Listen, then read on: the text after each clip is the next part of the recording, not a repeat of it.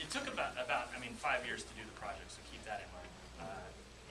I think it's just trust after, you know, in the beginning we started shooting less intimate things, less personal things. By the end of it, we'd shot like 480 hours, which we cut down to the 80 minutes you just saw. And it was once we started building that trust with Stan and Joan. You know, Joan, she loves to talk, so it was nice. We'd go over, and you know, she's British heritage. You know, every day around 5 o'clock, she would have a drink and just kind of invite us to kick back with her. And you know, some more than others, I would say. Sorry, you were going to say something. No, I was just going to say the drive out from LA was beautiful. Oh. Me and Yukako over here, my girlfriend. And you didn't get attacked by the giant reptile? No large geckos, monster lizards.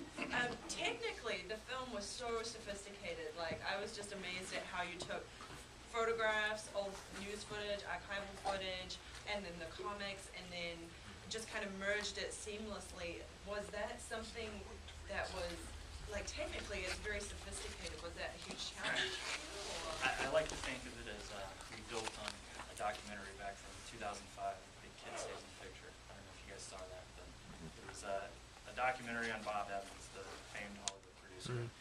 When I saw that, I really enjoyed the way they used After Effects. It's a software that you just take a still image, take it into Photoshop, layer it, and then do, they call it like 2.5D motion graphics. So just knowing going into this what the amount of still imagery that we were going to have to deal with as far as you know, the comics themselves, but all the photos. At one point, Stan opened up his attic to us and just said, "Go up there and dig whatever you can find."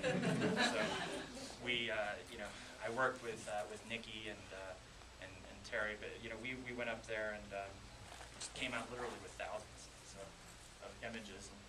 And it was, once you get into it, it's a brilliant way to and, you know, you see this everywhere now. A few years ago, it was sort of new, but in any, I mean, we're so used to it that all the commercials that you watch that, you know, you just get bored, I guess, as a consumer or as an audience person watching things that don't move. So the upside to that is when you do sort of hold on something in V static, it's for a reason, and it sort of gives it a dramatic feel.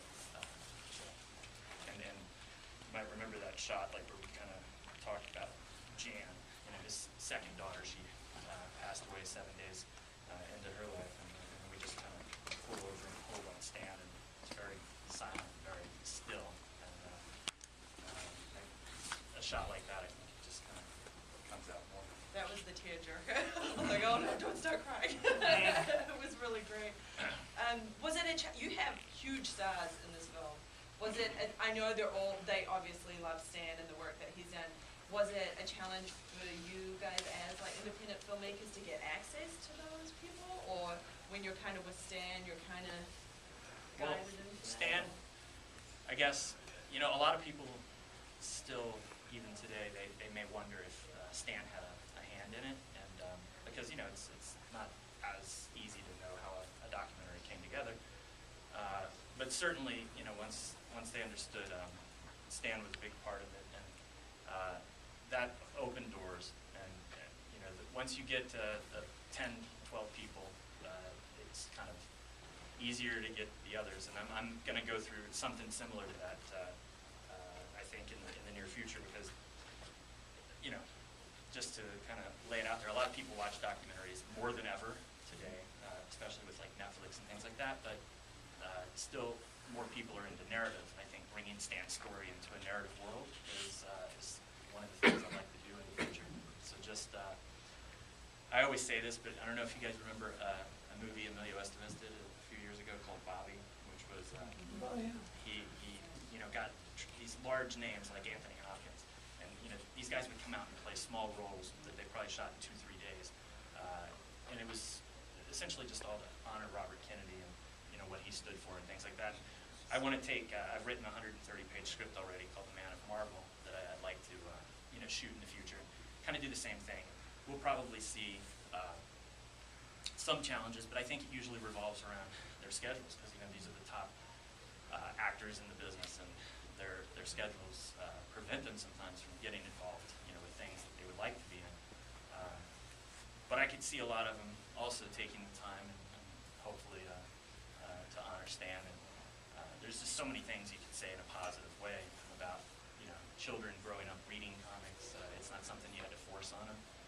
It's something that it helped them expand their reading skills and their comprehension.